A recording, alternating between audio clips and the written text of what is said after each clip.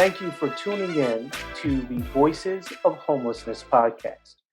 I am your host, Donald Whitehead, and today I bring to you two guests. Our guests today will be sharing their experiences with homelessness. Voices of Homelessness is produced by the National Coalition for the Homeless, and our goal is to give you the opportunity to see the true face of homelessness beyond the stereotypes. There are so many different faces, stories, and reasons why people are homeless in America. We want to make sure that you learn those firsthand. Please don't rely on what you see on images in the press or what you hear fairy tales and stories that people might give you about the issue of homelessness. We want you to hear from people who've actually experienced it. They'll tell you all of the different experiences that they've gone through. And hopefully we'll be able to shed some light on what's truly happening in America. Why in the richest country in the history of the world, we have more than 3.5 million homeless people. And we are very, very happy today to bring to you people that I've known for a while, some longer than others, but both for a very long time. So we thank you, Wendell Williams and Taisha Encarnacion, for coming and joining us today. Wendell is here in the District of Columbia. He's also Prince George's County. Prince George's County, Maryland. So in the DMV region. So sorry I wasn't more specific. Taisha comes to us from the southern, actually Central Florida area. And I think she just told me where that was. When I met her, she was living in Orlando, but she's since moved on, and she'll tell you all about that. So we want to start with just kind of your stories. Just tell us what happened, how you got here, and what else, anything else you want to share with us. What your life is like now would be really important. So Taisha, we're going to start with you. Share with us your story. I've heard your story, your beautiful story at the program that Home Depot does. It's called. It was Habitat for Humanity. Habitat for Humanity. That's where it was in Orlando. So please share with us your story for our listeners. About 2013, we lived in a trailer, and 70-mile-per-hour wind ripped up our carport, and it caused a lot of damage to our home. So for like 3 years, we struggled with getting sick, with infections. No matter what my husband did to fix the roof, it just kept like pouring in like a waterfall into our home. And I was at like my wit's end. Like I didn't know what to do. My kids had surgery on their ears. I had surgery on my nose. It just was like a cycle, and we really couldn't get out of there because that was our only housing. And as a child, I struggled with homelessness. So having a roof over their head was better than having no roof. You know, so even when we did have stable housing, sometimes the conditions were poor, because we had 3 kids, and for me to work would cost more to pay for daycare.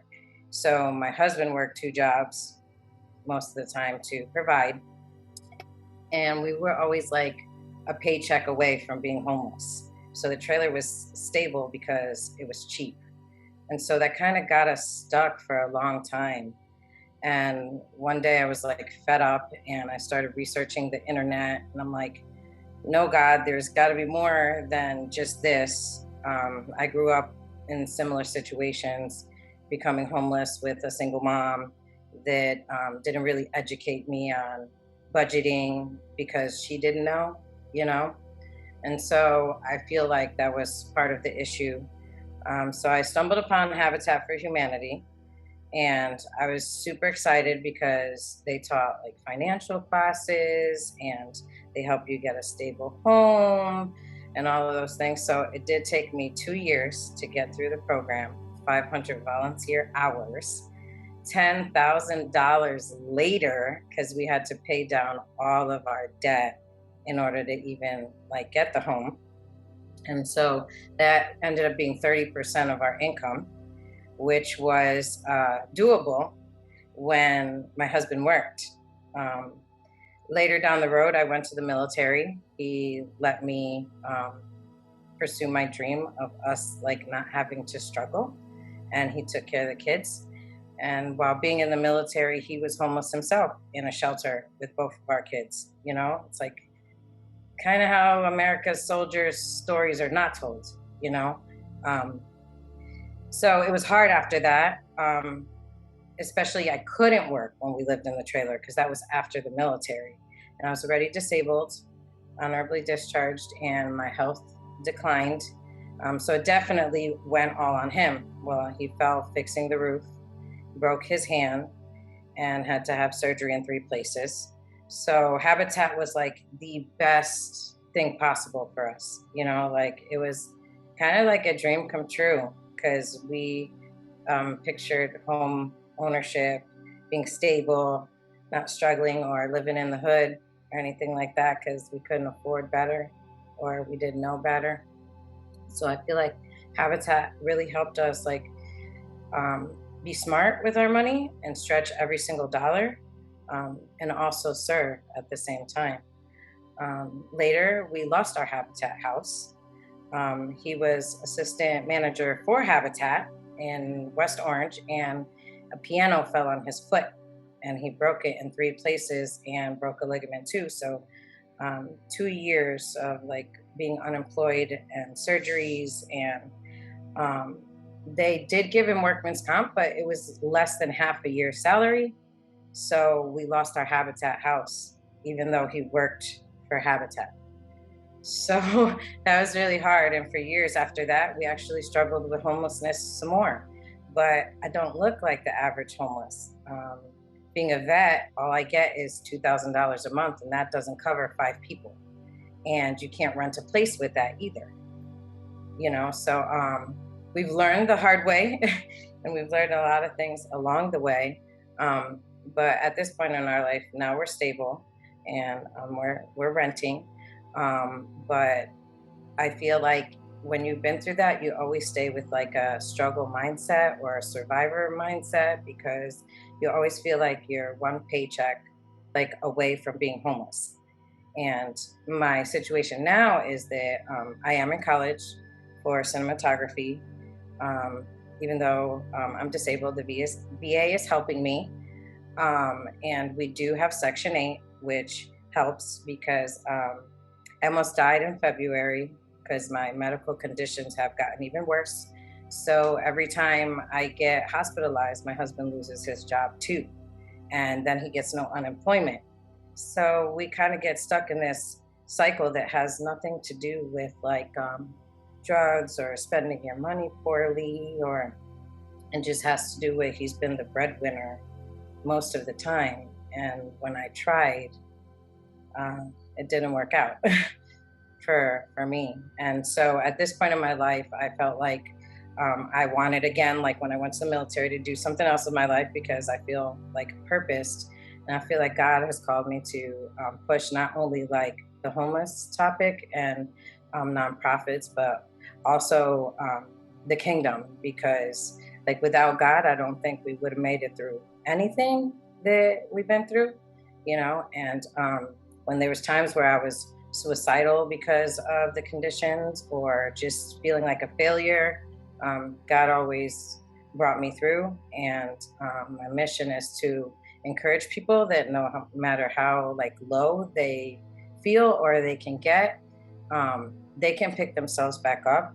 With God, anything's possible. And I feel like we need to give more like love and hope and faith to the world because with that, we can all move mountains, and we can't end homelessness if we're focusing on people's inabilities or their disabilities rather than their abilities to be the best human that they can be, because none of us are perfect. So that's kind of my story and kind of where I'm at in life now. And I'm just thankful to be here and have a voice for people like me who don't. Thank you so much. Very, very powerful. As I said before, and thank you for being so open and honest and being willing to share of yourself. I'm going to go to Wendell, and then we're going to come back with some questions for you. So, Wendell Williams, if you could share your story with us. I'm living a life today that I never imagined that I could live based on where I was in 1996 when I met Donald in Cincinnati at the Greater Cincinnati Coalition from the Homeless. And everything that ensued from that point, in retrospect, was simply a miracle. Along the way, I've been court ordered into multiple psychiatric stays at state hospitals as well as university hospitals. I've been incarcerated multiple times. I've been to detox and drug treatment a total of about 30 times over those years, which was all necessary and needed for me to get here today to be the person that I am and to have the capability that I have today to be able to communicate and talk face to face with people who are experiencing homelessness and not only get their trust, but to get their attention. I'm asked all the time if I could do something over again or change something about my life. And my answer usually just confuses people when I tell them no. Everything that I went through was simply necessary for me to be the best person that I ever thought I could be. And that's the person that I am now. There is no way you could have convinced me that I would be alive at the advanced age that I am now, based upon how I was living on the street. And the odd thing about it was I was okay with it because I didn't think anybody cared about me, and I certainly didn't care about myself. And the most powerful thing that had happened to me and had the most effect on me was other people loving me until I could learn how to love myself. It was not an easy proposition in 1996 to really love me. I had a difficult time accepting that people could see value in my life when I couldn't even see it myself. It was all necessary. You know, I came from a good, by African American standards, middle class home with both of my parents present and all 6 of my siblings attending parochial school, in most cases Catholic high schools, and then like myself to a Jesuit or another Catholic college initially. I say initially because some of the things that I was doing didn't allow me to get complete benefit from that and finish that. So we didn't come from a place where we didn't have anything, or we missed meals, or we didn't have a roof over our heads, or we had things that all of these challenges that you hear people talk about, and yet I still became hopeless. And I spent 20-some years working in radio and television. I lived a really good 6-figure life, and there's no way you could have told me that I would wind up living the way I was living in some of the places that I had to live in. And I was not alone, because when I was in the drop-in center and then later attending Mercy's in Cincinnati, Ohio, I had a gentleman that was in my room, and he shared with me that he was a graduate of the Naval Academy in Annapolis, and that he was a former pilot of F-14 Tomcats. He had simply drank his way out of the military into the abyss of homelessness. I also had the opportunity to meet a guy who was just a virtuoso genius on the piano, but he was literally out to lunch, most people would say. And I found out after time that he was a graduate of the Juilliard School of Music. I say all that to say some of the smartest, most talented people I've ever met in my life are people that I met during my homelessness. It simply proves one of the things that I'm so concerned about in people's perception of the homeless. We just don't have a place to live. There's no indication of our ability to accomplish anything, comprehend anything, or to achieve anything. And it breaks my heart when people speak about the homeless as if we're some subspecies, or there's some group of people where your expectations of us are extremely low. And you make ready-made excuses for us that we can't do something because we're homeless. Homeless is just a state of my housing condition, nothing else. You know, it was a long climb out of the abyss. And as Don has already said, with a whole bunch of stops and starts. Every time I thought I had it together, I just lost it. And I mean, I had multiple occasions where I could put it together long enough, get an apartment, to get a job, to get a vehicle, and lo and behold, I would wind up right back where I started from. You know, I spent almost 20 years of my life in that Groundhog's Day kind of place. If everybody's familiar with the movie, where I wound up right back where I thought I'd never want to go again. And I would say to myself, how did I get here? And it's one thing to say, how did I get here? But it's another thing to say, how did I get here again? I simply got to that place again because I was an untreated alcoholic and addict, and I also was an untreated person who had mental health issues, who refused to stay on his medications. So I kind of had like a trifecta going. All the issues that sometimes we may encounter with our clients. When I say clients, I can say that, you know, I've been a substance abuse worker for years, and I now work for a local county in suburban Washington. How'd you like the way I said that, though? In suburban Washington, where my client base is people who are homeless with the same kind of issues that I had to address to break out of my cycle of homelessness. But I gotta tell you, I had some absolutely fantastic case managers. And one of them still lives in Cincinnati that I'm in touch with, if not weekly, but periodically. That was the difference. As I stumbled and fell and got back up, I just went right back to those case managers. We rebooted it and we tried some other solutions. But case management was simply the key to me getting out of that abyss and enjoying the life that I put together. Thank you so much for sharing all of that. And I think what was really important is that you transitioned into giving back. And I think both of you, I think in your stories, you talked about giving back, and that is so important. And I want to thank you for that part of your story. And I do think that we need to, we want the audience to, be able to hear a little bit of the Q&A so they can get a real feel. So I'm going to start with Taisha.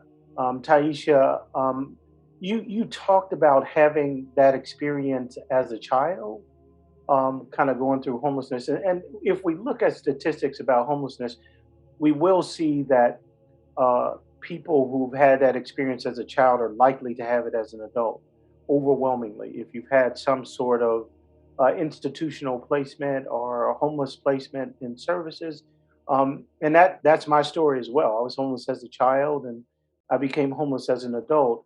How have you started to see any effect on your children, or are they in special programs?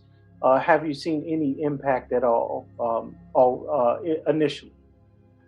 So I do believe that like the homelessness not only affects the mental health of the adult, but of the child too. Because the kids have to pick up and take their stuff and move again and not have friends, or they feel like they need to worry about their parents or how to get certain things. Or so that was one of the differences between my mom and me. My mom in the 80s and 90s, we didn't talk about budgets to kids. And it was like, let the mama worry about that or the dad. And I had a single mom. So she was just doing the best that she could because my dad left when I was 5. So for her, she did like have the same type of, I guess you could say, face of homelessness like me, where we weren't like sleeping in the streets or anything like that, but we would find whether it's a family member's house, a motel, a couch, wherever we could to keep our kids good. And that, like being in other people's space, I know affects the kids too. Because when you stay with friends or family, then you may mess up the relationships because they may not like the way you do something. So it did have its challenges and lessons in it for my children too. But it's an open conversation in our home though, which is the difference between the way I was raised and the way I'm raising them.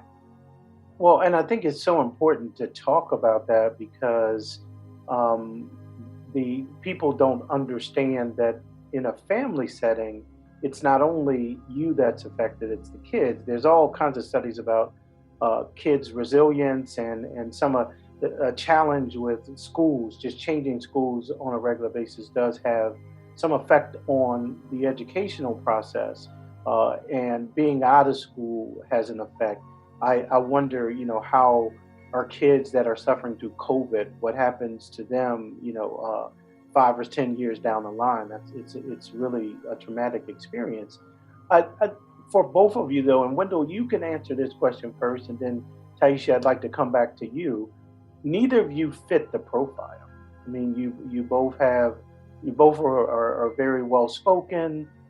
You don't look the part. You're not an older white male, which was the vision people had of homelessness for many years.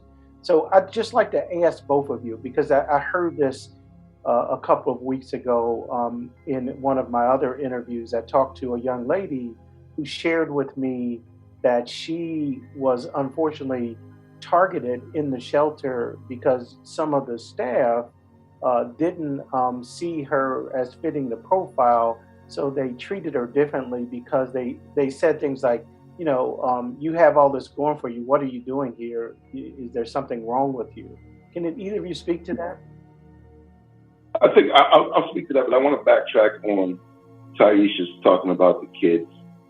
The effect is on all of us who are homeless, whether we're in a family unit with our kids or not. I can tell you that my daughter, who is now 28, my only child, had a tremendous amount of anxiety and difficulty with life, just not knowing where her daddy was, or whether she could pick up the phone and call her daddy, or when her daddy would be able to visit. So even though we're not raising our kids, when we're lost in that abyss of homelessness, we have a lot of people worried about us and a lot of anxiety that affects their ability to live their best life as well. One of the things that I find is that a lot of people, and I won't blame them, they just don't know any better. A lot of workers and quasi-professionals, especially on the residential staff, not so much the clinical staffs of places, who tend to more understand that everybody's sickness or issues or whatever is manifested in a different way. Some people will think because you can put a couple sentences together and spell cat without somebody giving you the C or the T, that you shouldn't be having these kind of problems. So there is some kind of built-in prejudice against people who can put a few sentences together, who may be able to go out and secure a job. But that in no way indicates what's going on with the person. Sometimes it's much deeper than what we present, and people kind of miss that if we're in the same place with people who haven't had the skills or the attributes that we have, kind of would indicate to you that we have similar things going on. We just do a better job in presenting ourselves, and maybe some of us maybe have a little more charisma about ourselves, and people says, why is he here? He shouldn't be here, and it shouldn't be that way. But people like myself and Taisha, we do get shortchanged in terms of how people view us. And we tend not to get the benefit of the doubt in a lot of situations because people think, how could this happen to you with all the intrinsic talents that God has given you? And so they're kind of angry at us. It's the same when you go to jail and you tell people you have a degree. A lot of people are pissed at you that you're in jail, thinking if I had what you had, this wouldn't be happening to me. And I think the system has gotten better about it. We do, and I know from our conversations over the years, Wendell, you may not support this as much. I know one of the real underlying reasons behind housing first was to make sure people weren't just taking that person that presented well, but they work with people that did have some of those have less attributes and more underlying issues that were on display. So we weren't creaming from the top, if you will. We were actually looking at the whole population. So Taisha, I want to ask you about your experience real quick, and I'll come back to you, Wendell. But I want to ask Taisha about, did you ever experience that kind of bias because you look different, you talk different, you basically were different? Did you get that bias in any of the programs or services you tried to use? I feel like no matter where you go, it's kind of hard to even get the services because you got to be like one to fight for it. Like, because you could be on the list for years, there's all that, there's not enough, right? And then I walk in and then I'm already knowing that I have to try to fight for a benefit, whether it's fighting with the military for what I've earned for serving my country, or, them feeling like I'm begging, like I'm in the welfare line or something. That's really where my struggle is the most with the VA. But I've also experienced other things, like we were homeless living in a hotel, and my son's teacher embarrassed him in front of the whole class and was like, "Your mom can't keep doing this." But little did she know that my kid was digital learning. I had to switch him because we were homeless and the transportation was an issue. And so my son was protected under McKinney-Vento, which I'm fully aware of the law. And I'm also fully aware, if you're a good teacher, you actually know what's going on with your students, right? Right. So that made my son cry, and that made me cry, because instead of the person having empathy, they only train the people in the school board, the ones that are actually with the program, to do that, and not the actual people in the school. So not in like so much other programs, but mainly in the VA and like the school system, when it comes to them like approaching the feelings of homeless children and parents. Wow. And it's thank you for mentioning McKinney-Vento. We had a big role in getting that passed, and probably from my work at NCH, that's one of the things I'm most proud of, because I think we have to end the cycle. The more we can do for families and children, the more we can really interrupt that kind of cycle of people uh, transitioning from childhood to adult homelessness, if you will.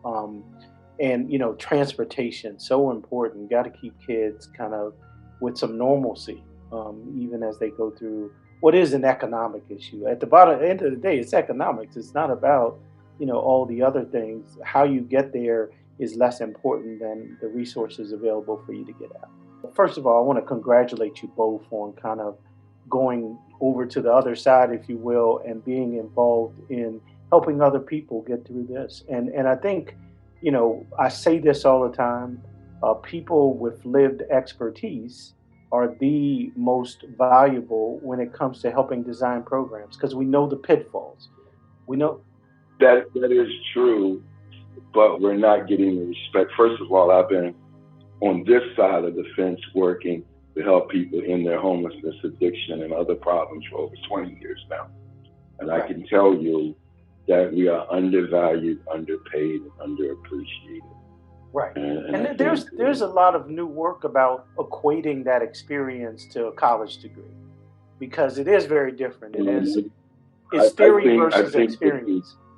Hmm. without a doubt, I think the things that we've learned in our journey can't be taught in a classroom. No. They can't. They can't be learned, but they can be learned by people who have the classroom experience, being willing to park their ego and their degrees aside and let us teach you what we learned through the school of hard knocks. And I see that as probably one of the issues where some of the people aren't as equipped as they could be to help some people, because a lot of the newly degreed and newly minted social workers that I've had to work with, they come into the setting with the attitude that they already know. And we have a wealth of experiencing and knowledge. And don't get me wrong though, Wendell. I think the combination works the best. I think, yeah, I think it's not either of the extremes.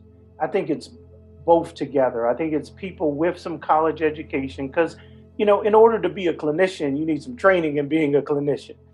You can't just walk in and be a clinician. But then the lived experience really helps them adopt to some of the things that they'll encounter that they didn't get in that textbook. So I think the combination really works well. But you're right, the value of the lived experience piece is not as important in most settings as it should be by a long shot. Here's the thing, Donald. I just finished a 2-year SAMHSA grant for opioids, for Medicaid-assisted treatment. And I had the same situation. But you have to also be humble enough to learn from people who have the experience. Sometimes you have to humble yourself and let somebody teach you what they know other than what you learned in your textbooks. And that's a situation of humility. There is not enough of that. Taisha, did you want to weigh in on that at all? And then I want to get your solutions because you guys just set yourself up here. Because I need to hear from you what you think. We have a lot of programs out there.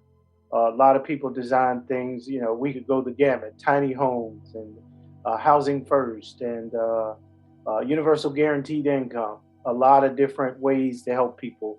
On the veteran side, we got VASH and the SSVF program and the HBRP program, all the alphabets. So I wanted to hear what you guys think are the most important ways to help homeless people. If you were designing a program tomorrow, what kind of program would that be? Let's go with you first, Taisha.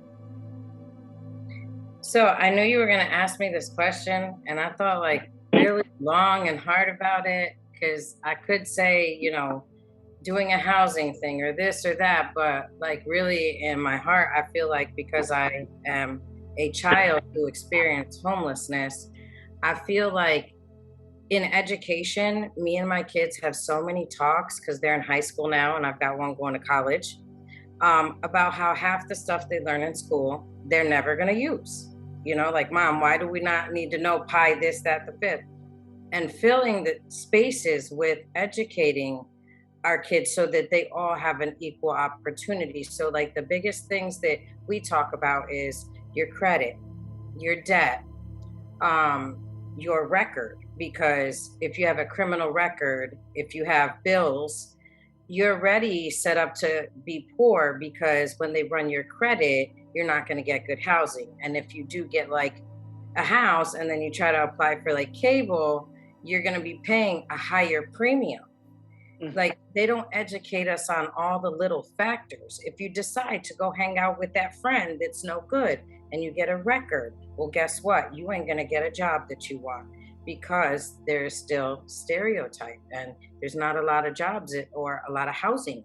If you don't take care, we call them our adult report cards in our house. So if you don't take care of your adult report card, that may hinder you from, when you do fall down, get up, dust yourself off and try to get another place. That's going to hurt you if you don't take special care of those areas. So for me, I would try to educate our youth more on those types of things. I didn't know how to budget. Habitat helps me. And with what I learned on the internet, I literally taught my mom because she didn't know. And we recently celebrated a 725 score because she didn't even have one when we started, So I feel like me being able to educate my children after having such a long journey of educating myself, and learning the hard way, that it would be beneficial if we taught them that like we teach them cooking. It's just a part of life. No one says when you turn 18, you need to know all these things. They don't teach that to our high schoolers. So I feel like I would try to prevent. And then that way, if they know their options when they fall down, they know how to get back up, to keep it moving, not fall down and kind of stay stuck in homelessness, because I wasn't educated. So if I was educated, maybe I could have got further than learning the hard way, but I wouldn't change my experience for anything. So Absolutely. Both of you said that. I kind of feel that way myself because who we are today is shaped by all those experiences, the good and the bad. And I know that, for me, definitely the empathy that I have today for people, I could have only gotten that through experience. I had a college education. I learned a lot about all kinds of things in college, but I never learned empathy. And I only learned that through my experience. Wendell, did you want to? So, what do you think, Wendell? I know some of the things you don't think are good, but let's. What do you think is the? Me and Wendell talk all the time. I have to say that. All the time. Sometimes 4 to 5 hours at a time. And sometimes I feel like we need some guys in some black and white striped shirts to be there. To kind of officiate. I think people have seen that on the call a little bit. How we've done a little bit of talking over a little bit, but it's okay. Conversations take on all. It is. Donald. Thank you. I mean, I am passionate about it. This is my life. I started off in broadcasting with six-figure salaries and was trying to kill myself with a lot of things, including active suicide attempts by the time I was 38. And I haven't had one moment where I couldn't sleep or felt good about my existence in the universe since I started working with people who were homeless with drug and alcohol problems. So I sort of get paid in a different way doing this, and I am happier than I ever would have been if I was making millionaires more millions, as I started off the first half of my life doing. Donald knows, how I feel about issues like housing first and harm reduction. So we won't get into it in this particular forum. But what I do believe is my own story, and my own story tells me that all the ups and downs, the stops and starts I had, I have never been homeless or arrested when I've been alcohol and drug free. I've never been homeless or arrested or living in the street when I've been medication compliant. That's just my story. It's always connected in there when I'm not compliant with those regimens, where I wind up as homeless, arrested, and on the street. I just think we need to do a better job. I just don't think the American public and city governments and county governments really have the stomach or the willingness to really get their sleeves rolled up and get their hands dirty and truly solve this problem. Wish I could be a little more optimistic, but I work in a county government, and I can tell you, I just don't see it from the people above me. The bureaucrats, the suits, the people who approve policy, not make policy. They just are clueless as to what it's like boots on the ground for people who are homeless and families that are in poverty. I just think we need to go to this place where in this country where we examine what's really important out of life. So that is a big problem. I would say that the level of bureaucracy, the kind of misunderstanding of bureaucracy is a problem. Whether it be at the state level, at the federal level, I'm on the Hill a lot talking to people that I know are not listening to half of what I say. So how do we solve that? So I think we have an idea at the National Coalition. We're starting a campaign, one, to lift up the voices of people with lived experience, but also use that voice and those bodies to pressure those bureaucrats that you're talking about. Is that effective? Because the other part of Voices of Homelessness is to make sure that what we're doing, the direction we're going in as a national coalition, is what people who have had the lived experience like yourselves think is the right direction. Is that it? Is it?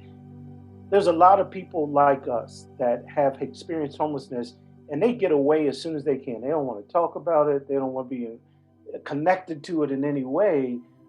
Our thought is that if we energize those voices, if people get to hear from the two of you on Capitol Hill.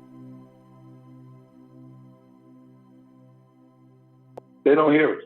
They don't hear us because they can't feel it. They are like I was in the 1970s when I first kicked off out of school, and I would see homeless people or people down on their luck, and I would say things like, "Why don't you get a job, you bum?" You know, only to not to realize that I'd be one of those people myself. I think people just don't have the empathy for people who are down on their luck. You know, I think it was Confucius. So you want to know about a man's life, walk a mile in my shoes. And I don't think the empathy is there at all. And they don't realize that it can happen to them by just a change of circumstances. When we lived in Cincinnati, we had this real posh neighborhood called, was it Indian Hills or somewhere, where the tornado hit. And you had all these $1 million houses. The tornado hit them, and through no fault of their own, they were homeless the next day. Taisha talked about that. Taisha just talked about her roof being destroyed, and that was why she had to enter into the homeless. But when it hit that Tony upscale neighborhood in Cincinnati, the response was different. Mm-hmm. It was a different kind of response because these people were homeless too overnight. But people kind of look at it, if it's no fault of their own, they kind of look at it differently. They can see homeless people, they assume it's their fault. And, we get into some of the... You make a good point because we see that right now. We see that with COVID. We see the response to COVID just coming in droves. I mean, you see billions of dollars being allocated for jobs and employment, and it's being treated like an emergency. However, the issue of homelessness is not treated like an emergency. It's treated like a social failure or not a social failure, but actually a personal failure. Mm-hmm. Absolutely. And I do want to say I'm a COVID survivor of a very nasty case of COVID, as you know. And I was down for over 2 months, and I was one decision away from a respirator. And I say that to say, once again, it gave me a different perspective on life. It made me more kind, more gentle, more patient, and it made me more loving and caring about other people who are suffering as well. And I don't think that's the attitude of the average American right now. Wow. Well, this has been powerful. Did you want to say something, Taisha, before we close? I did. I wanted to say my opinion on that. I feel like there has been a lot of change. Nothing in the world is ever going to be perfect. No system, no person, none of that. So I do feel like continuing to go to the Hill and just trying to do what we can as individuals, because I kind of look at it like the night sky, right? We're all a star. And if we don't shine each star, then the beauty of the night sky wouldn't be the night sky. So if all of us try to shine in the darkness and try to focus on this topic of homelessness, we can make change for our generation and pass that torch to the other generation. So that's kind of how I feel about it. That was very, very beautiful. I like what you said, though. One of the things that Donald believed in a long time ago was we need to empower homeless people to then move on so they can empower other homeless people. And I think that we have to win this battle one person at a time, regardless of what they're doing on the Hill or in the county boardrooms. Those of us who work with it, we got to get down and say one life at a time, change one life at a time. And even if it's one life at a time or just one life that we impact each one of us, then we've lived out our purpose. Absolutely. Thank you. Such powerful words. So beautiful, those last statements. I thank both of you, and I wish we had like 2 more hours to do this. But I really appreciate you both being here. We're going to have you both back because this has been an amazing segment. And I thank all of you for tuning in. Uh, Voices of Homelessness, we do it once a month. I know you've seen through this particular episode just the incredible talent, passion, beautiful people that we have within this population. And we'll keep bringing them to you. We'll keep letting you hear the true voice of those who have been through this issue, not the stereotypes, not all of the misconceptions that are out there. Just some really beautiful people going through a really unfortunate circumstance, and many times through no fault of their own, and sometimes it is through their own fault. But it's up to us as a society to provide a way for them to move on from that. So I thank you for joining us. Please go to our website, www.nationalhomeless.org, and also support the campaign, the Bring America Home Now campaign. It's not about tomorrow. It's not about 6 months from now. We need to bring America home now, and we need your help. BringAmericaHome.org is the website. Thank you so much. Enjoy the rest of your time, and thank you for tuning in to the Voices of Homelessness.